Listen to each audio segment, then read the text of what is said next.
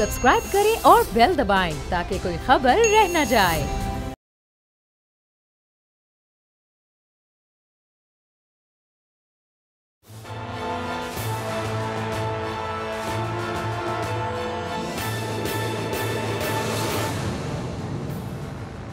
अस्सलाम वालेकुम नाज़रीन, मैं हूं आपका मेज़बान समी इब्राहिम और आप देख रहे हैं प्रोग्राम तज्ज़िया। मेरे साथ हैं आज एशियन न्यूज़ के ग्रुप एडिटर राना ताहिर, हमारे वज़ीर-ए-आज़म हाउस को, वज़ीर-ए-आज़म साहब को कवर करने वाले सीनियर रिपोर्टर जनाब शहबाज साहब हैं, और उनके साथ ही अहमद मंसूर साहब जो दिफाई तज्ज़िया निगार भी हैं, रिपोर्टिंग भी करते हैं और बड़ा जो दिफाई अमूर हैं उन पर इनकी बड़ी ग्रिप है।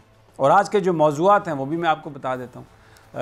आर्मी चीफ़ हैं सऊदी अरब में, मुलाकातें हो रही हैं, क्या इससे मिल सकता है पाकिस्तान को, ताल्लुकात में किस तरह से बेहतरी आएगी, फिर वज़ीर-ए-आज़म भी वहाँ पर 7 तारीख को पहुँचने वाले हैं। इसके अलावा आज वज़ीर-ए-आज़म ने सफ़ीरों से ख़िताब किया और बड़ी ज़बरदस्त बातें की, वो बातें की जो लोग करना चाह रहे थे। ओवरसीज़ पाकिस्तानियों की जो प्रॉब्लम्स थी वो वज़ीर-ए-आज़म ने ज़िक्र किया, तो ऐसा लगा कि उन्हें बिल्कुल अंदाज़ा है कि जो ओवरसीज़ पाकिस्तानी हैं वो किस मुसीबत से गुज़रते हैं। फिर जो सियालकोट में जो वाक़या हुआ था फ़िरदौस आशिक अवान साहबा और असिस्टेंट कमिश्नर सोनिया साहबा के दरमियान, उस पर इब्तदाई रिपोर्ट आई है जिसमें जो असिस्टेंट कमिश्नर साहबा हैं उनको ज़िम्मेदार करार दिया गया। इस पर बात करेंगे कि क्या सिर्फ वही ज़िम्मेदार थी या इसमें कुछ हिस्सा फ़िरदौस आशिक अवान साहबा का भी था। लेकिन जो प्रोग्राम का आगाज़ है वो मैं करूँगा शौकत तरीन साहब जो नए वज़ीर ख़ज़ाना, उनका जो इंटरव्यू है, जो उनकी गुफ्तगू है मीडिया के साथ, उस गुफ्तगू में बहुत सारी बड़े पैगामात उसमें छुपे हुए हैं। और अगर आप उनकी गुफ्तगू सुने, मैं आपको उनके गुफ्तगू के हिस्से सुनवाऊँगा और फिर यहाँ पर जो हमारे प्रोग्राम में जो एक्सपर्ट्स हैं उनसे इस पर बात करेंगे। ऐसा लग रहा है कि ऑपोजिशन को एक एनआरओ मिल गया है। वो लोग जो नैब के ख़िलाफ़ बात कर रहे थे, जिनके ख़िलाफ़ नैब के मुकदमात थे, जो नैब कवानीन को तब्दील करना चाह रहे थे, जो सियासी जमातें ये कह रही थी कि हमें साथ लेके नहीं चला जाता और जनाब हमें अपने साथ मिलाएं, हमसे बैठ के बात करें, वो सारी जो अपोजिशन की डिमांड्स थी वो आज शौकत तरीन साहब बड़े ज़बरदस्त वो एक्सपर्ट भी हैं। अब इमरान खान साहब उनको वज़ीर ख़ज़ाना लेके आए हैं और उनकी जो बातें हैं सारी, वो तो ऐसा लगता है कि सारी अपोजिशन की डिमांड्स मान ली गई हैं। और जो कहते थे नवाज़ शरीफ साहब, जो कहती हैं मरीम नवाज़ साहबा, जो कहते हैं बिलावल भुट्टो साहब, जो कहते हैं जनाब आसफ़ अली ज़रदारी साहब, और हर वो शख्स जो नैब ने जिसको पकड़ा है बेईमानी के इल्ज़ाम में, जिसके ऊपर हाथ रखा है कि बता ये पैसे तेरे पास कहाँ से आए, वो तो आज शौकत तरीन साहब जो हैं उन्होंने बिल्कुल वज़ीर ख़ज़ाना है पाकिस्तान के और इमरान खान साहब उनको लेके आए, उन्होंने बिल्कुल बड़ी क्लैरिटी के साथ ये बात कर दी है कि जनाब नैब को तो पता ही कुछ नहीं है, ये नैब जो कुछ कर रहा है यही बात अपोजिशन कहती है। अब सुन लें आप, अगर आपको मुझ पर यकीन नहीं है तो जो क्या कहा शौकत तरीन साहब ने, सुनवा दें जी नैब के बारे में। यानी अब वो कह रहे हैं कि इसको हमने ठीक करना है, ब्यूरोक्रेसी डरी हुई है, काम को ब्रेकें लगी हुई हैं, नैब को हमने रोकना है इस काम से। और वो कह रहे हैं क्योंकि जब हमने ये शॉट चलाया तो एक हिस्सा मैं चाहता हूँ कि वो दोबारा चला दें, जिसमें वो बार बार इस बात की तकरार कर रहे हैं, कह रहे हैं कि जनाब नैब को तो पता ही नहीं है किसी बात का, यानी नैब कुछ नहीं जानती नैब, यही अपोजिशन कह रही है। ज़रा दोबारा ये सुनवा दें ज़रा जो पहला हिस्सा था। अब जनाब शहबाज साहब, आप वज़ीर-ए-आज़म हाउस को कवर करते हैं, मैं पूछना आपसे ये चाहता हूँ कि ये शौकत तरीन साहब आके उन्होंने, अच्छा ये बात ज़रा ज़हन में रखिएगा कि शौकत तरीन साहब ख़ुद नैब ज़दा हैं और इनके ऊपर मुकदमात हैं वो जो रेंटल पार्क प्रोजेक्ट्स हैं उनके हवाले से, और नैब जो है वो एडिशनल रेफरेंस फाइल कर रही है। और इन्होंने पहले ये कहा था कि मैं वज़ीर ख़ज़ाना इसलिए नहीं बनूँगा कि जनाब मेरे ऊपर मुकदमात हैं, जब तक ये मेरे मुकदमात या वापस लिए जाएँ। तो मुझे ऐसा लगता है कि कोई ऐसी अंडरस्टैंडिंग भी हो सकता है हो गई हो कि अच्छा आप आ जाएं, वज़ीर ख़ज़ाना बने, फिर इंशाल्लाह काबीना अप्रूव करेगी और नैब के सारे कवानीन हम तब्दील कर देंगे। तो ये क्या है, ये सारी जो गुफ्तगू है नैब के हवाले से जो शौकत तरीन साहब कर रहे हैं, क्या पीटीआई और काबीना और वज़ीर-ए-आज़म कुछ बताएंगे शहबाज? बहुत शुक्रिया समीर साहब, बिल्कुल आपने दुरुस्त कहा। शौकत तरीन साहब के ख़िलाफ़ नैब ने अपीलें की हुई हैं और आपको भी इल्म में होगा कि जब इनकी हवाले से खबर चली थी कि हमाद अज़हर की बजाय इनको वज़ीर ख़जाना लगाया जा रहा है, तो उस वक्त भी इनसे जब गुफ्तगू हुई थी तो इन्होंने कहा था जी मैं उस वक्त तक कलमदान नहीं संभालूंगा जब तक मेरे खिलाफ जो नैब की अपीलें हैं वो नैब अगर वापस नहीं लेती या उनका फ़ैसला नहीं हो जाता। तो नैब अगर एडिशनल रेफरेंस फाइल करने जा रही है तो उससे पहले इन्होंने वजारत ख़जाना कलमदान संभाल ली है। तो अब लग ऐसे रहा है क्योंकि हुकूमत चाहती है इलेक्शन रिफॉर्म्स, और उसके लिए आपके इल्म में है कि वज़ीर-ए-आज़म की हिदायत पर स्पीकर साहब ने खतूत भी लिखे हैं जो अपोजिशन जमातें हैं। लेकिन अपोजिशन का बड़ा एक मुतालबा हमेशा से रहा है कि जो नैब है पहले इसमें रिफॉर्म्स की जाएँ। और आपको याद होगा कि वज़ीर-ए-आज़म कई बार वो हाथ लहरा के कहते रहे 34 नकात मुझे दिए गए थे कि ये 34 नकात आप इस पर करें तो फैटफ वाला बिल हम मंजूर करवा देंगे, जो जितनी कानून साजी आप मंजूर करवा देंगे। लेकिन अब हम जो देख रहे हैं, क्योंकि हुकूमत इस वक्त चाह रही है इलेक्टोरल रिफॉर्म्स और नहीं एक सेकंड, अभी इलेक्टोरल रिफॉर्म्स को क्यों चाह रही है हुकूमत? क्या इलेक्टोरल रिफॉर्म्स के जरिए होना चाहते हैं वो जो इलेक्ट्रॉनिक वोटिंग मशीन है जिसमें बस एक बटन लगाएं और 4-4 हज़ार वोट आ जाएं? जी ये तो अमेरिका में भी नहीं इस तरह का सिस्टम आया, और वो कोई नादरा से वो कोई कनेक्टेड है ना उसका कुछ पता है। वो तो बिल्कुल जैसे वेंटिलेटर फ्रॉड किया वैसे ही एक वो फ्रॉड वोटिंग मशीन है। वो तो इलेक्टोरल रिफॉर्म्स क्या है, वो तो एक सीधा सीधा प्लान है अपना कि हम जीत जाएं, आ जाएं, हमारे इस पे रबड़ स्टैंप कर दें। लेकिन ये जो बात है ये तो नैब को देखें बुरा भला अपोजिशन कहती है, और अब वज़ीर-ए-आज़म ऐसे शख्स को काबीना में ले आए हैं जो ओपनली बैठ के प्रेस कॉन्फ्रेंस में कह रहा है कि नैब को तो पता ही कुछ नहीं है। ज़रा दूसरा भी सुनवा दें जिसमें वो ये कह रहे हैं कि जो नैब है वो तो उसने तो काम रोका हुआ सारा, और बिल्कुल यानी FBR में और हर जगह लोग खौफजदा हैं, कोई बात ही नहीं कर रहा है। ये ज़रा शॉर्ट चलाएं ना। अब ये देखें, यानी जो सरकारी अफसर जो ईमानदारी से काम करता है उसको क्या खौफ है? कोई खौफ नहीं है। अगर आप किताब के मुताबिक चीज़ें करें तो उसको क्या खौफ हो सकता है? अहमद मंसूर साहब, ये तो वो लोग डरे होंगे ना जो लोग ऐसा काम करना चाहते हैं जिसकी कानून में गुंजाइश नहीं है। समीर साहब बिल्कुल, ये देखें इस अपॉइंटमेंट और इस तरह का जो इन्होंने आके अपना एक बयानिया दे दिया, बड़ा एक अजीब फील हो रहा है कि पाकिस्तान क्या वाकई बंजर हो गया है। कोई नई लीडरशिप नहीं है, कोई नए लोग नहीं है, वही पुराने चेहरे, वही पुरानी सोच, वही माजी के जो तजर्बात हैं वापस वही हम रिपीट कर रहे हैं। हम पहले एक तरफ पूरी कौम को लगा देते हैं कि चोर चोर चोर करप्शन, फिर हम एक दफ़ा इस तरह बड़ा उसमें यूटर्न लेते हैं, हम कहते हैं कि भी फिर जो मुल्क के इस्तेहकाम के लिए सब चोरों को माफ़ कर दें, कोई किसी को ना पकड़े, कोई करप्शन की बात ना करे, कौमी मफाद आ जाता है बीच में। और ये समझ से बाला तारा है कि अभी ये आया है क्यों। अब समीर साहब इसमें बिल्कुल ये सामने नज़र आ रहा है कि मौलाना साहब और मरियम नवाज साहबा की जो एकदम खामोशी थी उसके पीछे क्या था, ये सामने चीज आ रही है कि पसे पर्दा ये चीजें चल रही हैं। ये चीजें अच्छा, अब मैं आपको एक और मजेदार इसी गुफ्तगू में हिस्सा उनका सुनवाता हूँ। वज़ीर ख़जाना है, काम उनका बजट बनाना है, काम उनका टैक्स का हिसाब किताब रखना है। वो कह रहे हैं मैं सियासी जमातों के साथ बैठूंगा और हम एक वो माहौल ऐसा बनाएंगे। भाई वो तो नवाज शरीफ साहब और जरदारी साहब, मौलाना फजलुर रहमान साहब, वो तो साफ साफ ये कहते हैं कि ये मुकदमे वापस लो, हम तुम्हारे साथ बैठने के लिए तैयार हैं। ज़रा ये शौकत तरीन साहब की देखें, ये काबीना में हैं वज़ीर ख़जाना, और ये इमरान खान साहब ने उन्हें इंडक्ट किया है वज़ीर आज़म पाकिस्तान ने। सुने ज़रा, अपोजिशन के साथ वो गुफ्तगू करेंगे तो क्या देंगे और क्या देने का मैंडेट है इनके पास, सुनिए ज़रा। मुझे समझ नहीं आ रही मैं क्या बात करूं। मैं इनके साथ बैठूंगा, पीपल्स पार्टी के साथ बैठूंगा, नून लीग के साथ बैठूंगा। टेम्परेचर नीचे लाने की ज़रूरत है, इनको साथ लेकर चलने की ज़रूरत है। राना ताहिर साहब, NRO क्या फिर कोई इस तरह कोई किताब की शक्ल की चीज़ है या कोई इस तरह कोई प्लेट है मखरूती जो आपने उठा के दे देनी है? भाई ये तो सीधी आपने बात कर दी। वज़ीर ख़जाना साहब आके नैब को बुरा भला कह रहे हैं, दफ्तरों में हरासमेंट है, काम नहीं हो रहा क्योंकि नैब पकड़ लेती है, आके रोकती है। और मैं पीपल्स पार्टी को जानता हूँ, नून लीग को जानता हूँ, इनके साथ बैठूंगा और टेम्परेचर को नीचे लेके आऊँगा और मिल के साथ काम करना है। इनको हमें इनकी ज़रूरत है स्टेबिलिटी। ओ भाई, आपने करप्शन का खात्मा करना है या आप स्टेबिलिटी की बात कर रहे हैं? राना साहब ये क्या है, कुछ आपकी समझ में आई बात? देखें समीर साहब, ये शौकत तरीन साहब ने जो गुफ्तगू की है उसमें देखें आपने सही बात की है। शुरू में जो उन्होंने ब्यूरोक्रेसी के हवाले से फरमाया कि वो डरे हुए हैं बल्कि ब्रेकें लगी हुई हैं, ये देखें, ये ब्रेकें जो लगी हुई हैं, शौकत तरीन साहब माशाल्लाह बड़े समझदार आदमी, उन्हें पता होना चाहिए कि ये नैब की वजह से ब्रेकें नहीं लगी हुई, ये ब्रेकें बदनीति की वजह से लगी हुई हैं। समी साहब, ये इमरान खान साहब ने जिस तरीके से इस ब्यूरोक्रेसी पे हाथ डालना चाहिए था, इमरान खान ने पिछले 2.5 सालों में नहीं डाला। आप ये देखें, एक ब्यूरोक्रेट था हद चीमा, उसको नैब ने गिरफ्तार किया।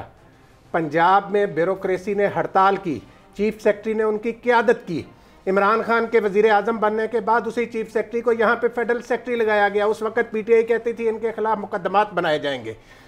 तो होना तो ये चाहिए था कि उन अफसरों को जिन्होंने एक करप्ट अफसर की गिरफ्तारी पर हड़ताल की, शहबाज शरीफ उस वक्त चीफ मिनिस्टर थे, उनके कहने पर हड़ताल की, उन अफसरों के खिलाफ। और वो जो हड़ताल वो टूटी आजम सलमान साहब की वजह से, बिल्कुल सही कहा कि वो एक ऐसे ब्यूरोक्रेट थे जो खड़े हो गए। उन्होंने कहा कि जो गैर कानूनी काम है वो हम नहीं करेंगे, और जो करप्ट बेशक हमारे साथियों में से एक साथी है तो हम उसको बिल्कुल उसके लॉजिकल एंड तक लेके जाएंगे। बिल्कुल समी साहब, ये आजम सलमान जैसे अफसर जो हैं वो हमारी ब्यूरोक्रेसी में मौजूद हैं। इमरान खान साहब को चाहिए कि वो ऐसे लोगों को लेकर आगे आए जिनका माजी दागदार ना हो। लेकिन हुआ क्या कि ये बातें कर कर के कि नैब की वजह से ये नहीं हो रहा, नैब की वजह से ये महंगाई जो कर रही है, ये किसकी नालायकी है? ये बुनियादी तौर पर हर ज़िले की इंतज़ामिया जो है वो इसकी ज़िम्मेदार है, जिसके हवाले से इनकी सूबाई हुकूमतें जो हैं वो कोई इकदाम नहीं कर रही। उन ब्यूरोक्रेट से पूछें कि भाई आप क्या कर रहे हैं अपने, क्योंकि इस वक्त लोकल गवर्नमेंट तो है नहीं, तो इनको चाहिए कि उनसे पूछें कि भाई क्या कर रहे हैं आप। अब ये ब्यूरोक्रेसी का जो बहाना है, जो ड्रामा है, ये शौकत तरीन साहब उस जाल में फंसे हैं या इन्हें फंसाया जा रहा है। ये दूसरी बात जो आपने इनके सियासी हवाले से की है समी साहब, वो देखें बुनियादी तौर पर सच्चे आदमी हैं शौकत तरीन साहब, उन्होंने बिल्कुल सही बात की। उनके ताल्लुकात तो बड़े हैं ना, आसिफ जरदारी साहब के जब सदर मुमलिकत थे उस वक्त भी वो वज़ीर ख़जाना थे, उनके ताल्लुकात तो पीपल्स पार्टी से हैं। और उन्होंने कहा कि मैंने NFC भी करवाया था, सारा कुछ करवाया था। तो अब फिर वो कुछ करवाने का अज़म जो है लेकर आए हैं, और उसका इशारा उन्होंने दे दिया कि एक तो ये आने वाले दिनों में जो नैब कवानीन है कर बात करेंगे उनके साथ, यानी जो टैक्स के एवेजेंस के जो मुकदमात हैं, जो यहाँ पर जो फाइनेंशियल बंगलिंग के मुकदमात हैं, ये क्या उनसे बात करेंगे? अहमद मंसूर, मुझे एक सवाल का जवाब दे दें। एक शख्स जिस पर ख़ुद नैब के मुकदमात हों और अभी नैब एडिशनल रेफरेंस जो है वो फ़ाइल कर रही हो, अदालतों से अपीलें उनके ख़िलाफ़ की गई हों, और उन्होंने वज़ीर बनने से पहले ये कहा हो कि जनाब नैब की जो मुकदमात है मेरे ख़िलाफ़ वापस लिए जाएँ, वो आके वज़ीर ख़जाना बन के नैब को बुरा भला कहें।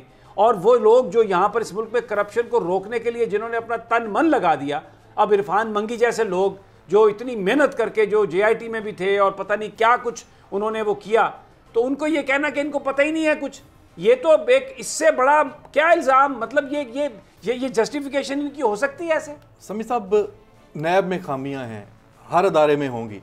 ये यहाँ पे अजीब मंतक है कि अपने ऊपर आपके पास चीज़ें आ रही हैं, अपने आप को बचाना है तो अदारे को ख़त्म कर दो। अच्छा, इस तरह अगर आपने नैब को ख़त्म करना है तो फिर तो पार्लियामेंट में इससे 1000 दर्जे ज़्यादा खामियां होंगी। पार्लियामेंट खुदा ना खासा फिर आप कहें ख़त्म करनी है। और अदारे हैं, अदलिया की खामियों का नहीं पता, इंसाफ नहीं निचली सतह पे जाता, आपने खामियां दूर करनी है। अदारे तो ख़त्म नहीं हो सकते। नैब में अगर कोई इशू है, कोई खामियां हैं, आप लेजिस्लेशन करें, वो खामियां दूर करें, उसमें एक इंतकामी सियासत की बू नहीं आनी चाहिए। लेकिन अदारे के खिलाफ आपके अदारा ही खत्म कर दें। इस मुल्क में जो करप्शन के खिलाफ जो एक बयानिया है या एक अदारा कम से कम काम कर रहा है, किसी भी तरह का खौफ तो मौजूद है ना बहरहाल कि करप्शन करने वाले जो अनासर हैं उनके ऊपर एक खौफ और एक चेक तो है नैब का। आप कह रहे हैं वो खत्म हो जाए। एक तो सीधी सी बात है, पूरी दुनिया में एसेट्स बियॉन्ड मीन्स का एक बड़ा सीधा सा फार्मूला है कि अगर आपकी तनख्वाह या आपकी आमदन 2 लाख रुपए है और आपके पास जायदाद 50 लाख रुपए की है, तो भाई आप बताएं ये बाकी जो 48 लाख रुपए की जायदाद आपने कहाँ से खरीदी? ये इससे उसको खौफ नहीं है जिसके पास मनी ट्रेल है, खौफ उनको है जो कतरी खत लेके आते हैं, खौफ उनके पास है जो ये आके कहते हैं कि जनाब ये हम तो बड़े छोटे से थे, हमें तो पता ही नहीं है, और उनके नाश्तों के बिल जो है ना उन फेक अकाउंट से जा रहे हो। तो जो ईमानदार आदमी है उसको अब आपसे पूछें कि जनाब ये शर्ट कहाँ से ली है, तो आप बता सकते हैं कि यहाँ से ली और यहाँ से पैसे आए। तो सादा, बिल्कुल सादा पैमाना यही है कि आपकी इनकम कितनी है, आप खर्च कितना कर रहे हैं, आपका जो लाइफस्टाइल है वो क्या है, पैसे आ कहाँ से रहे हैं। इसका जवाब मांगने का तरीका जो है वो होना चाहिए। ये क्या बात हुई कि आप ये बात नहीं कर सकते कि कहाँ से पैसे आए आपके पास? भी पैसे आपके पास आए हैं, नजर आ रहा है। आप पूरी दुनिया में टॉप जो इस वक्त का रहन सहन है आपका है, आप बादशाह से भी ऊपर की जिंदगी गुजार रहे हैं, आपसे पूछा ही ना जाए कि पैसा कहां से आया। अच्छा शहबाज, एक मिनट में यहाँ पे आपको अर्ज करूं कि ये जो बात कर रहे हैं ना, आप देखिए, आप समझ आती है कि वो नैब कोर्ट, जो सुप्रीम कोर्ट ने भी इनको कहा कि 120 अदालतें होनी चाहिए नैब की, उनके बनाने में ताख़ीर क्यों हो रही है कि ऐसे लोग हुकूमत के अंदर मौजूद हैं जो चाहते हैं कि एहतसाब का अमल तेज़ ना हो। अच्छा, अब ये बात शायद वज़ीर-ए-आज़म को याद नहीं रहती, लेकिन लोगों को ये बातें याद हैं। आप जो बात करते हैं, आपने एहतसाब के नाम पर वोट लिए और अभी भी लोग समझते हैं कि आप एहतसाब करेंगे। महीनों गुजर गए जब सुप्रीम कोर्ट ऑफ पाकिस्तान ने ये कहा कि 120 अदालतें आप बनाएं। यहाँ पर हमें हमेशा लॉलीपॉप देते रहे लोग आके, और वो हुकूमती लोग भी और इनके सारे जो लोग बन रहे। क्या रुकावट है? क्यों नहीं बनाते आप जज? कभी जी वो सूबाई चीफ जस्टिस नहीं बनाएंगे, फलां चीफ जस्टिस बनाएगा, कभी ये नहीं करेंगे, कभी वो नहीं करेंगे। वो पिंग पोंग फाइल एक दफ्तर से दूसरे, दूसरे से तीसरे, पूरी कौम को मामू बनाया, लेकिन उसके नतायज आ रहे हैं हर जगह। आज खुशाब में भी ठप्पे लग गए। ये इसलिए नहीं है कि वो सीट किसी और जमात की थी, उन्होंने कोई मारूसी सीट नहीं लिखवाई हुई। लोग आपकी इन गलतियों की वजह से आपके खिलाफ नफरत का इजहार कर रहे हैं और कह रहे हैं कि ये आप गलत कर रहे हैं। शहबाज, इसका अदराक है पीटीआई को कि वो ऐसा वजीर खजाना जो ये कहे आके कि जनाब नैब जो है इसको तो पता ही कुछ नहीं है, और जनाब मैं अब बैठूंगा नून लीग के साथ, और जनाब ये तो सारी ब्यूरोक्रेसी डरी हुई है और काम कोई नहीं कर रही। ये तो बिल्कुल खुलियां हो जान गुलियां गलियां ते विच मिर्जा यार फिरे। ये तो करप्शन के मगरमच्छ दनाते फिरते नजर आएंगे आपको इस पाकिस्तान में। पीटीआई को अदराक है इस बात का? समीर साहब, पीटीआई इस वक्त और इमरान खान इस वक्त कंप्रोमाइजिंग पोजीशन में आ चुके हैं फुली तौर पर। बहुत सी ऐसी चीज़ें हैं जिस पर इमरान खान खुलकर भी कह चुके हैं, क्योंकि वो खुद तो नहीं कर रहे, लेकिन वो इन अरकान के जरिए, क्योंकि देखें जब नैब ज़्यादा लोग उनके कैबिनेट में आ जाएंगे तो ये सबसे बड़ी दलील है कि वो करप्शन पे उन्होंने कंप्रोमाइज़ कर लिया है। इमरान खान साहब ने, आपको याद होगा, जब अलीम खान साहब के ऊपर जब केसेस थे तो उन्हें वो गिरफ्तार, अरेस्ट भी हुए। सप्तान खान अरेस्ट हुए। इमरान खान ने अलीम खान को, आपके इल्म में होगा, इसलिए नहीं बनाया था कि वो नैब ज़दा थे, उनको वज़ीर आला नहीं बनाया था। ये 2018 की बात है। लेकिन उसके बाद हमने देखा बाबर एवान को, आपको याद होगा, बाबर एवान साहब को वज़ीर आज़म ने जिस वक्त वो अपने तो बाबर एवान साहब ने खुद ये कहा कि मैं नंदीपुर से फ्री हो जाऊंगा, इक्विट हुआ तो मैं आऊंगा, और जब वो इक्विट हुए फिर उसके बाद वो कैबिनेट में आए, फिर वो आए। लेकिन शौकत मिसाल कायम की, सर वो बहुत बड़ी मिसाल थी। और आप देखें हमाद अजहर को जब उन्होंने लगाया था वज़ीर आज़म ने, पार्टी के अंदर क्या लोग खुश थे, पीटीआई के कारकुन खुश थे कि पीटीआई का एक, कम अज़ कम पीटीआई का फेस जो है वो इस मुल्क का, जिसे कह सकते हैं प्योरली पाकिस्तानी फाइनेंस मिनिस्टर इस मुल्क का है। तो वो जब वो आए थे तो उसके ऊपर जब उंगलियां खड़ी होना शुरू हुई, और उसके बाद वज़ीर आज़म ने जब ये मुलाकात की, शौकत तरीन साहब से अक्सर ये मिलते रहते थे। शौकत तरीन साहब जिस वक्त ये खबरें चली थी तो हमारी उनसे गुफ्तगू हुई थी, तो उन्होंने ये कहा था कि मैं फ़िलहाल वज़ीर आज़म ने मुझे कहा है, लेकिन मैंने सोचा है कि जब तक मेरे खिलाफ जो केसेज हैं वो ख़त्म नहीं होंगे उस वक्त तक मैं ये कलमदान नहीं संभालूंगा। उन्हें इकनॉमिक काउंसिल का मेंबर बनाया गया। उसके बाद फिर बाज़ाब्ता तौर पे उन्हें फाइनेंस मिनिस्टर बनाया गया। यानी कि पीटीआई इस वक्त मुकम्मल तौर पे कंप्रोमाइजिंग पोजीशन में है।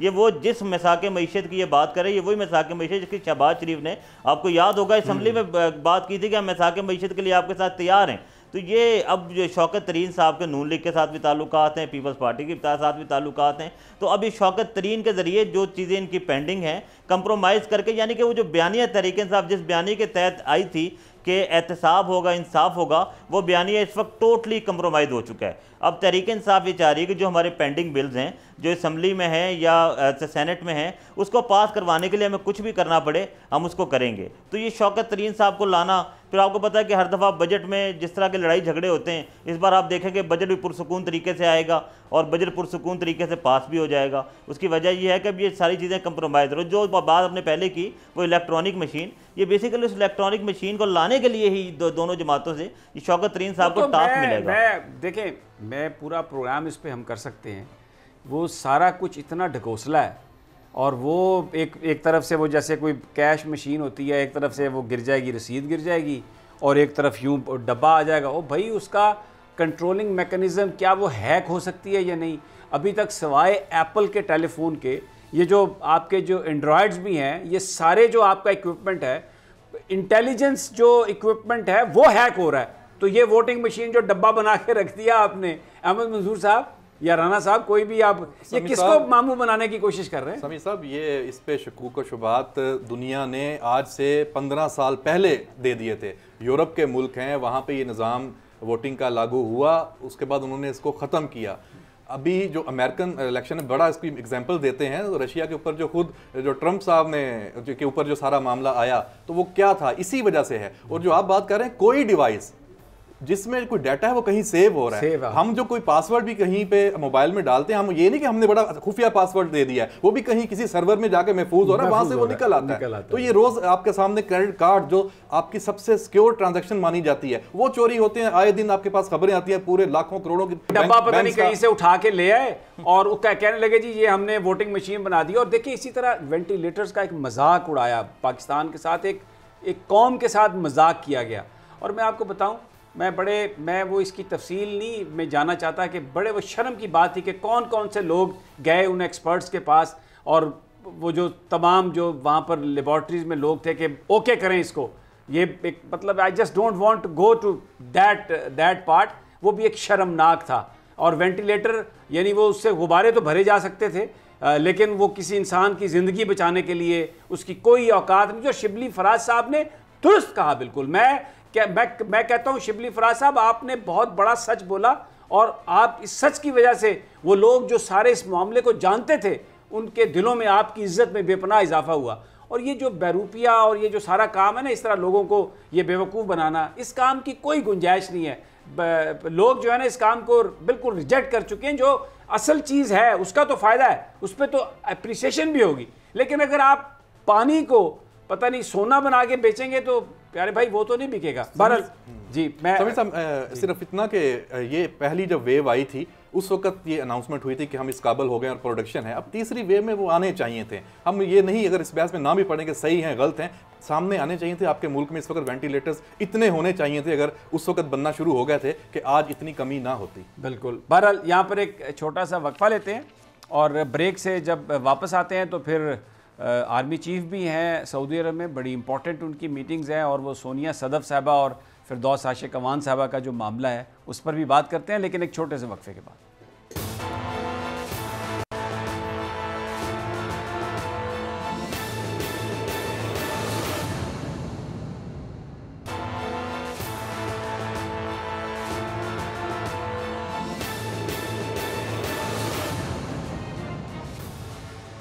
वेलकम बैक नाज़रीन। बात हो रही है पाकिस्तान की सियासत की। रोज़ाना एक पंजाबी कहते हैं नवा चंद चढ़े है, रोज़ाना एक नई बात होती है। वज़ीर आज़म साहब कुछ कह रहे होते हैं और उनकी काबीना में जो लोग आते हैं जिनको खुद वो भर्ती करते हैं, वो आके जो मैसेज देते हैं, वो सारा जो वज़ीर आज़म का बयानिया है ना, उसको डिफेंड करना ही मुश्किल हो जाता है। वज़ीर आज़म कहते हैं कि कोई NRO नहीं दूंगा, बिल्कुल किसी से बात नहीं करूँगा, और जिसको वज़ीर रखते हैं वो आके कहता है ये नैब ये क्या कर रही है, ये तो डरा रही है, और अफसर तो काम ही नहीं कर रहा है, और हम बैठेंगे नून लीग और पीपल्स पार्टी के साथ, और मामला और मिसाके वो जो इकॉनमी है उस पर मुझे नहीं समझ आती कि ये लीड कौन कर रहा है, फिर ये सारी जो मामला है इसको चला कौन रहा है। बहरहाल अब ये कौम ही फैसला करेगी। ज़िमनी इंतखाबात में तो फैसले हो रहे हैं, बड़ा इंतखाब जब हुआ तो उस पर भी कौम फैसला करेगी। शौकत तरीन साहब है ना जी, इन्होंने आज भाईजान कौमी मफाहमत के एक नए सफ़र का आगाज़ किया। लेकिन वज़ीर आज़म फिर क्यों नहीं कहते कि हाँ मैंने जाना है कौमी मफाहमत पर, वो तो ये नहीं कहते। शहबाज साहब ने ना अभी बड़ी गहरी बात की है। इसके नतायज आपको बजट सेशन में निकलेंगे, जब सामने आएंगे आपके, कि ये शौकत तरीन साहब बहुत मालियाती अमूर के माहिर ही नहीं है, ये सियासी मफाहमत के भी बहुत बड़े माहिर हैं। नहीं तो अच्छा, आज ये इमरान, अब आपको सियासी इस्तेहकाम नज़र आएगा आगे। ये सारी जो बातें आपने की हैं ना, ये सारे ऑन बोर्ड होंगे, शहबाज शरीफ साहब भी, आसफ जरदारी साहब भी, और ये सारा एक ना नया सफ़र होगा कौमी मुफाहमत का। मान ली ये बात, मैं मानता हूँ इस बात को, इमरान खान की सरबराही में। शहबाज फिर मुझे ये बताएं, वो सहाफ़ी जो हमेशा वज़ीर आज़म के इर्द गिर्द होते हैं, उनकी ब्रीफिंग्स में जाते हैं, और जिस तरह पंजाबी से कहते हैं उन्होंने मुच्छदा वाल ने, वो फिर ये क्यों कहते हैं कि वज़ीर आज़म ब्लैकमेल कर रहे हैं, वज़ीर आज़म असम्बलियाँ तोड़ने वाले हैं, इधर तो इस्तेहकाम की बातें हैं, सारा माशाल्लाह जो है ना वो हंसी खुशी मामला तय हो रहे हैं, तो फिर किसको वज़ीर आज़म बता रहे हैं कि मैं असम्बलियाँ तोड़ दूँगा और ब्लैकमेल कर रहे हैं, और फिर ये कि ये पार्लियामेंट पहले ही टूट जाएगी, ये फिर क्या कहानी है सारी? ये समीर साहब ये बातों की हद तक है, ये टीवी प्रोग्राम्स की हद तक है कि एक तरफ आपने इस तरफ लगाए रखना है कि वज़ीर-ए-आज़म बिल्कुल तैयार हैं। कभी असद उमर प्रोग्राम में जाके बोलते हैं कि जी वज़ीर-ए-आज़म ने कहा मैं तो असम्बलियाँ तोड़ दूँगा, बिल्कुल तैयार बैठे हूँ। कभी सहाफ़ियों को मुँह से कहलवाते हैं कि जी मेरी वज़ीर-ए-आज़म से बात हुई, वो तो रेडी बैठे हुए हैं।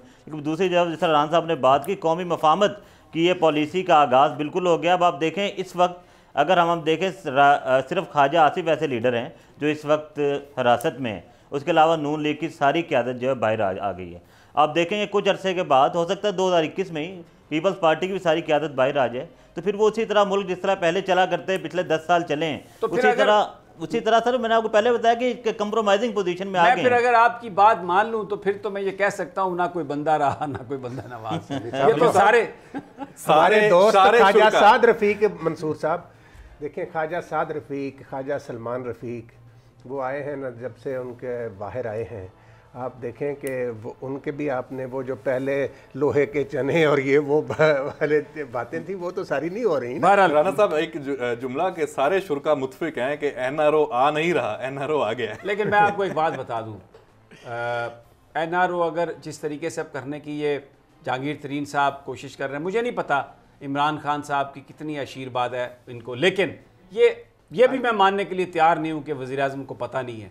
कैसे मुमकिन है कि जिसको वो बनाएं वज़ीर ख़जाना और जो नैब के मुकदमात में जो मुलव्वस हो रेफरेंसेस में, जो जिसके ऊपर इल्ज़ाम हो और उसके अपीलें उसकी पड़ी हों अदालत में, वो आके नैब को इतना बुरा भला कहे टीवी पे और वो ज़बान बोले जो बोल रहे हैं अपोजिशन वाले और उसका वज़ीर-ए-आज़म साहब को पता ना हो। मैं इस बात को मानने के लिए भी तैयार नहीं देंगे। बहरहाल फिर पता नहीं क्या देंगे, अब ये तो मुझे नहीं पता कि इसको आप क्या कहेंगे, क्या देंगे मुझे नहीं पता। लेकिन अभी आज जो शौकत तरीन साहब ने प्रेस कॉन्फ्रेंस की है ना, इसने बहुत लोगों को मायूस किया है। ख़ास वो बड़े अच्छे आदमी हैं, एक्सपर्ट हैं अपने, इसमें कोई शक नहीं, लेकिन जो नैब को बुरा भला कहा है, जो इस मुल्क में करप्शन के खात्मे के लिए जो कुछ हो रहा था उसको बुरा भला कहा है, और ये कहा है कि मैं जब पीपल्स पार्टी और नून लीग को जानता हूँ और स्टेबिलिटी लानी है, मुझे इनको साथ लेके चलना है।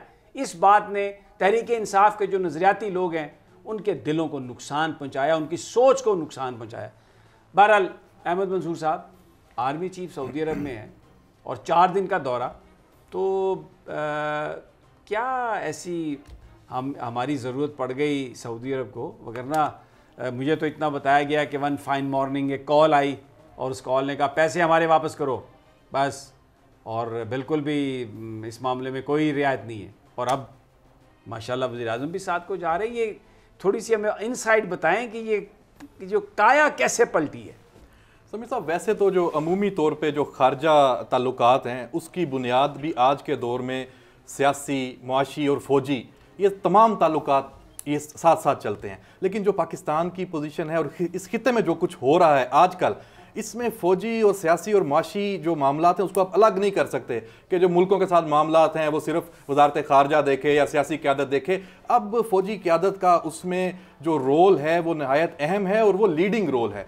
और जनरल बाजवा की जो मिलिट्री डिप्लोमेसी है वो चल भी रही है। और अभी जो ये विज़िट है ये नहायत अहम इस हवाले से भी है कि पाकिस्तान और सऊदी अरब के जितने अभी हालिया दिनों में बल्कि कुछ साल से ये मामला चल रहे थे और बहुत ज़्यादा शक की निगाहों से देखा जा रहा था, इस विजिट के बाद उन तमाम चीज़ों का जो जवाब भी हो जाएगा और अगर कोई चीज़ें थी भी तो वो रोल बैक हो जाएंगी और दोबारा एक नए सिरे से आगे चीज़ें बढ़ेंगी। ख़ास तौर पे इसमें एक जो अहम जो चीज़ वो ये भी है कि पहली मरतबा बहुत अरसे बाद ऐसा हुआ है कि इस दौरे के लिए एक राह हमवार की गई है, फ़िज़ा हमवार की गई है। जो सऊदी वज़ीर जो यहाँ पे उनके एम्बेसडर हैं उनका बयान कि यहाँ पे ये चीज़ें अनाउंसमेंट्स होंगी, फिर 3 दिन 4 दिन पहले आर्मी चीफ का चले जाना, फिर वज़ीर आज़म भी वहाँ जा रहे हैं। और इन मुलाकातों में अब वो जो चीज़ें पहले एक बैकडोर चल रही थी अब ये उनका आगे आपको असरात जो हैं अमली सूरत में नजर आएंगे। और जो ये एलामिया होगा ये बड़ा अहम होगा और ये बाकायदा इस दफ़ा उम्मीद है बल्कि कहा जा रहा है कि मुश्तरका एलामिया दोनों तरफ से इस दफ़ा सामने आएगा। उसमें से बाकायदा चीज़ें सामने आएंगी कि पाकिस्तान और सऊदी अरब के जो आगे के ताल्लुकात हैं वो अब कैसे जाएंगे। उसमें सारी बात है अमरीका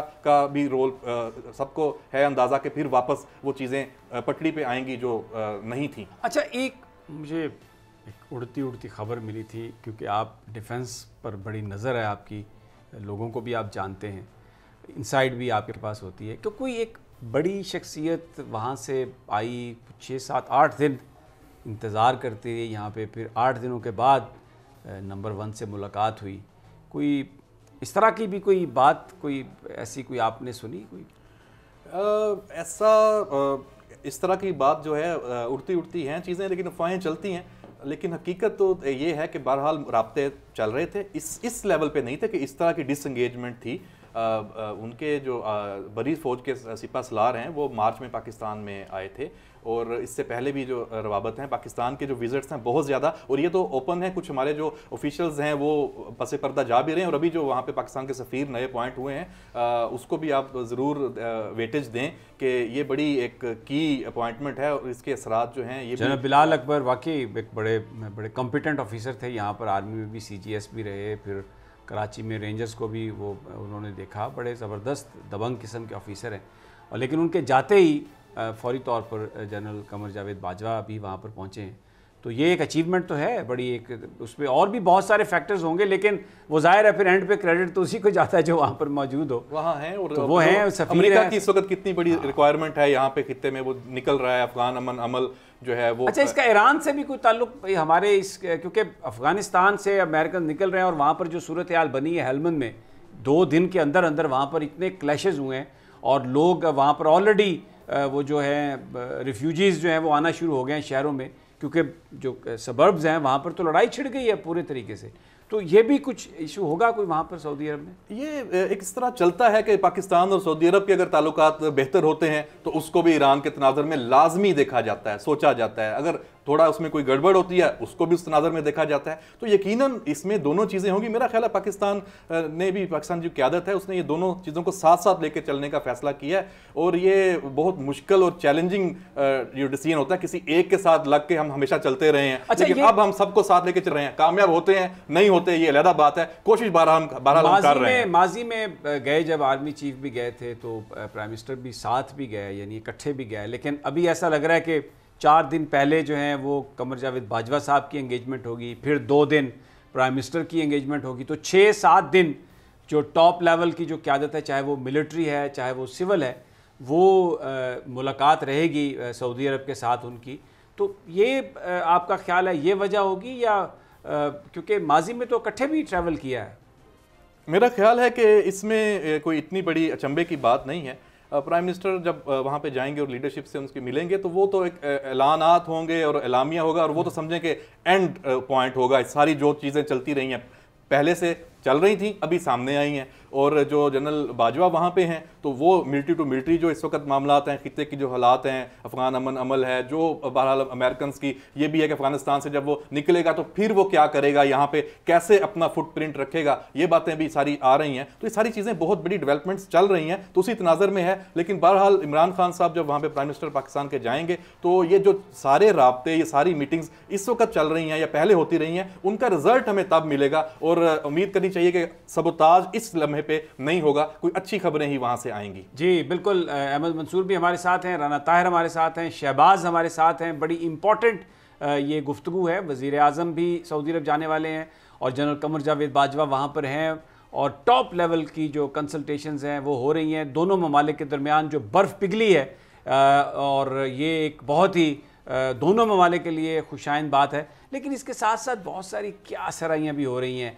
और एक क्या सराई ये है कि अमेरिका अब जा रहा है तो जाते जाते फिर वो कहीं कोशिश करेगा, कोई जैसे शमसी उसको मिला था, कोई अड्डा कहीं से मिल जाए। क्या अहमद मंसूर क्या सुन रहे हैं इस हवाले से, और क्या इस वक्त स्पेकुलेटिव कहानियाँ क्या है, वो इनसे पूछते हैं, लेकिन एक छोटे से वक्फे के बाद।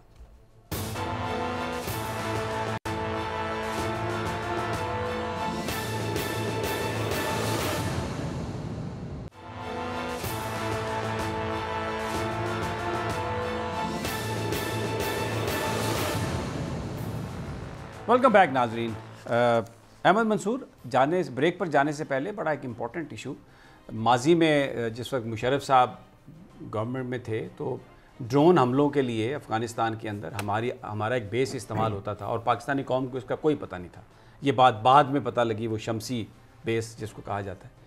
अभी अमेरिकन ये कह रहे हैं कि हम यहाँ से जा तो रहे हैं, लेकिन हमें नज़र तो रखनी है इस खित्ते में।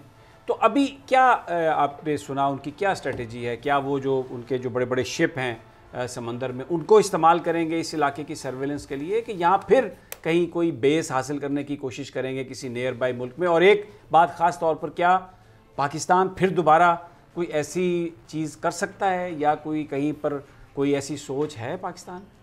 समीर साहब, अगर ऐसा होता है तो मेरा नहीं ख्याल कि ये आप उसको मुशर्रफ दौर के तनाज़र में देख सकते हैं कि खामोशी से खुफिया तौर पे अड्डे दे दिए और सारा इस तरह वो होगा। अगर होता है तो जो भी कुछ होगा वो एक ट्रांसपेरेंट मैनर में होगा। रशिया, चाइना, तुर्की, ईरान, सऊदी अरब, अफगानिस्तान के जो तमाम फ्री कैन हैं उसमें तालिबान शामिल हैं, पाकिस्तान, ये सब ऑन बोर्ड हैं। और इस वक्त जो भी रास्ता, जो भी डिसीजंस होने हैं, कलेक्टिव होने हैं। अगर उस प्लेटफॉर्म पे उस जो अफगान अमल के प्रोसेस के तहत ये कोई ऐसा अरेंजमेंट होता है तो उसमें पाकिस्तान जरूर फैसिलिटेट करेगा, लेकिन वो तमाम फ्री कैन ऑन बोर्ड होंगे तब करेगा। ये नहीं हो सकता कि ये कोई उसी तरह की खुफिया डील हो जाए और हमें बाद में पता लगे कि वहां पे अमेरिकन हैं और सारा। मेरा नहीं ख्याल कि इस वक्त ऐसी कुछ अगर देखें, अगर ऐसा हो तो ये तो बहुत ही खुश आइडियल है। और ये देखिए, तरीका भी ये होना चाहिए कि कौमों को बड़े डिसीजन लेने पड़ते हैं। जैसे मुशर्रफ साहब ने कहा कि जी बिल्कुल ठीक है, और जब उन्होंने अमेरिकन ने कहा कि या तुम हमारे साथ हो या उनके साथ हो, तो उन्होंने फैसला किया कि नहीं जी हम अमेरिका के साथ हैं, बिल्कुल ओपन कर दी इस बात को। लेकिन ये दो चीज़ें पाकिस्तान के लिए जो माजी में हुई हैं, देखें अयूब खान साहब का हुकूमत थी और वो U2 गिरा तो पता चला कि पेशावर से अमेरिका के जो है ना वो जासूस जहाज़ उड़ते थे। तो इसी तरह मुशर्रफ साहब के ज़माने में भी बाद में पता चला कि जनाब यहाँ पर तो ड्रोन उड़ते थे और वो वहाँ पर इस्तेमाल होते थे। अब अगर ऐसा है भी तो अगर उसको तमाम जो स्टेक होल्डर्स हैं एक ट्रांसपेरेंट अंदाज में करें तो जाहिर है जो पाकिस्तान की सिक्योरिटी की पॉलिसीज़ हैं उसमें लीड रोल तो हमारे सिक्योरिटी इदारों का ही है। उनकी इनपुट पर ही फैसला किया जाएगा और कौम भी, मेरा नहीं ख्याल कि इस पर किसी को कोई इतराज़ होगा। अगर इतराज़ होगा तो इस पर होगा राना साहब कि खुफिया तौर पर कुछ ना किया जाए। क्या कहते हैं आप? देखें समी साहब, मैं आपको बताऊं, इस वक्त जो आलमी सूरत हाल है उसके तनाज़र में देखा जाए तो मैं नहीं समझता कि इस किस्म की कोई बात पाकिस्तान के हवाले से हो सकती है। देखें यहाँ CPEC है, अभी जो आपने बात की सऊदी अरब के प्राइम मिनिस्टर साहब के और आर्मी चीफ के दौरे की, सऊदी अरब खुद ख्वाहिशमंद है इसमें CPEC में शामिल होने का। तो यहाँ पे इस खित्ते में अब अमेरिका से ज़्यादा चाइना का असर और रसूख है। और ये अफ़गानिस्तान से अमेरिका की रवानगी के बाद आज देखें जो कुछ बॉर्डर पर हुआ, अफ़गान बॉर्डर पर समी साहब, हमारे 4 जवान FC के जो शहीद हुए हैं, ये अफ़गानिस्तान में बैठा हुआ अफ़गानिस्तान में अब अमेरिका वहाँ से निकल रहा है। वहाँ अफ़गानिस्तान से वारदातें कौन करवा रहा है? इंडिया करवा रहा है, जो उनको हमारे ख़िलाफ़ इस्तेमाल करता। तो ये चीज़ जो है कि जब अमेरिका अफ़गानिस्तान से निकलेगा तो उसके बाद क्या होगा, उसका इशारा आपने हेलमंद के हवाले से दिया है। तो वहाँ पे सबको पता है ये सऊदी अरब का दौरा जो है वो भी अफ़गान अमन के हवाले से बहुत इम्पॉर्टेंट है कि अमेरिका के जाने के बाद वहाँ पे क्या होना है। ये कठपुतली हुकूमतें तो अफ़गानिस्तान में नहीं चल सकेंगी ना अमेरिका के जाने के बाद, फिर तो वहाँ पे अवाम की हकीकी नुमाइंदा हुकूमत बनेगी। और इस खित्ते में समी साहब अब जो चीन और रशिया की हैसियत है, अमेरिका की वो पोजीशन नहीं रही। अमेरिका अपने मकासद के लिए अगर किसी को इस्तेमाल कर सकता है तो वो इंडिया है। ठीक हो, इंडिया की सुन ले। सभी साहब मैं बिल्कुल इत्तेफाक करता हूँ।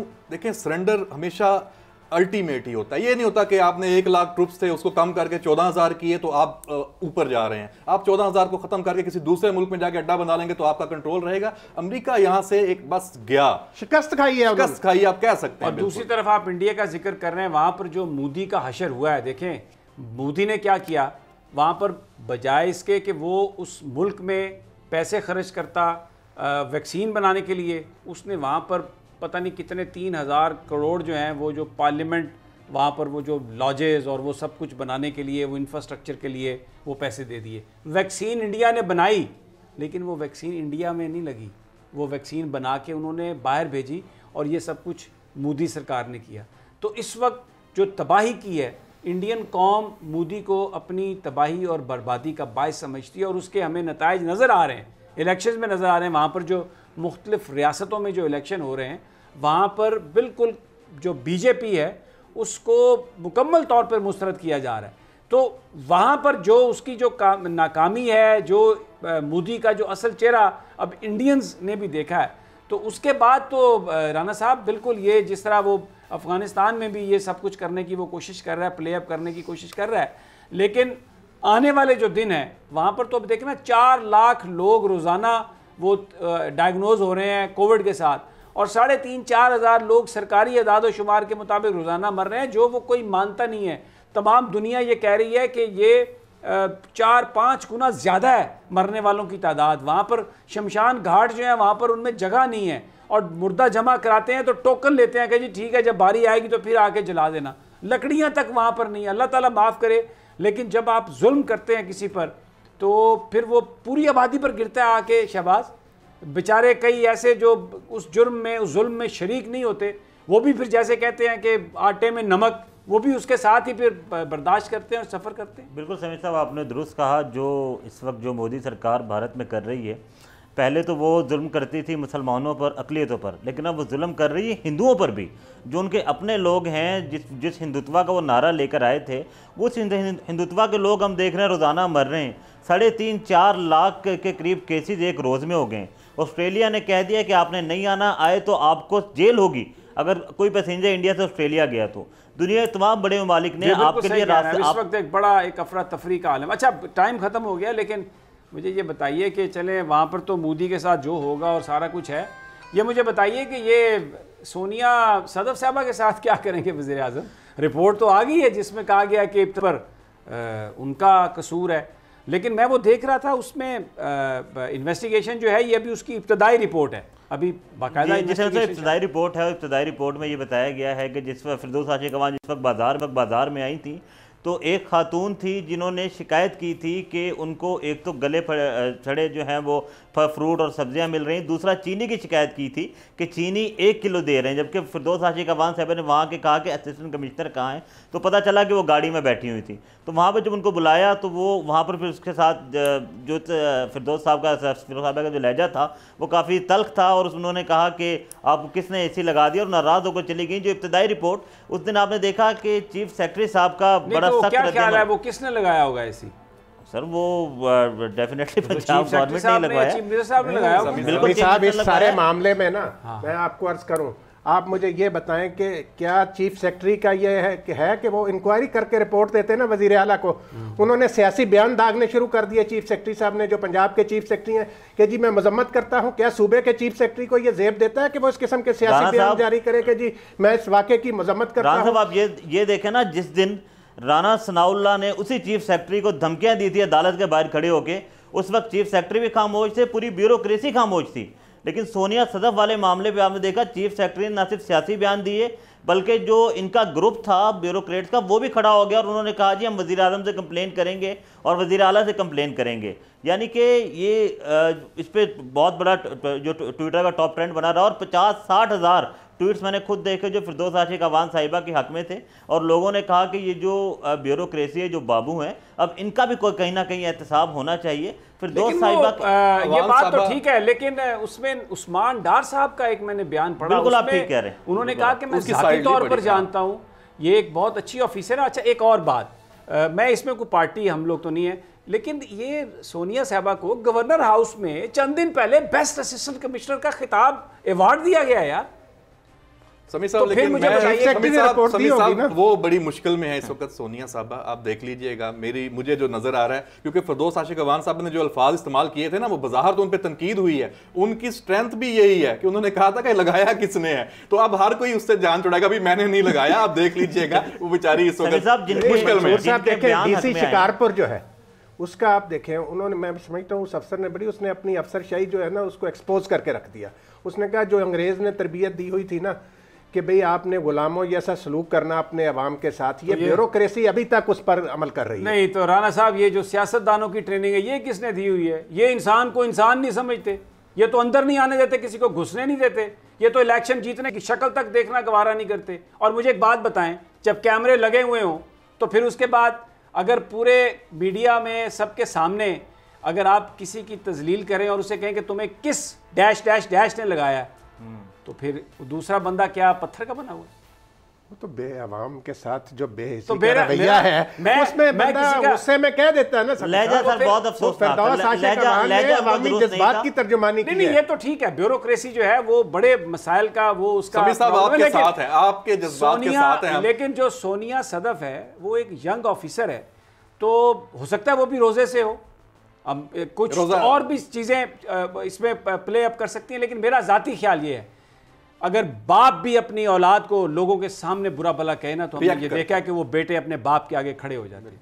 तो मेरा ख्याल है किसी की सेल्फ रिस्पेक्ट को हर्ट नहीं करना चाहिए। बाकी जो जिम्मेदारी थी सोनिया साहबा की, वो वही थी जो फिरदौस आशिक अवान साहबा ने बयान की। लेकिन मेरा ख्याल है कि अगर उनका लहजा थोड़ा सा बेहतर होता तो जो उन पर कुछ थोड़ी बहुत तनकीद हो भी रही है ना, वो भी फिर ना होती। बहरहाल मामले को ज्यादा उछालना भी नहीं चाहिए। इन लाइटर मोड आजकल सोशल मीडिया पे चल रहा है कि किसी ने एसी की ट्यूनिंग करवानी हो तो वो तो फिरदौस साहिबा। नहीं, ये तो खैर वो लाइटर नोट नहीं है, तो वो बड़ी काबिल एहतराम है हमारे लिए और बहुत ही बड़ी एक जबरदस्त वो पॉलिटिकल वर्कर है। और बहरहाल आज का प्रोग्राम यहाँ पर इख्तिताम पजीर। कल इंशाअल्लाह फिर दोबारा मुलाकात होगी। अल्लाह निगहबान।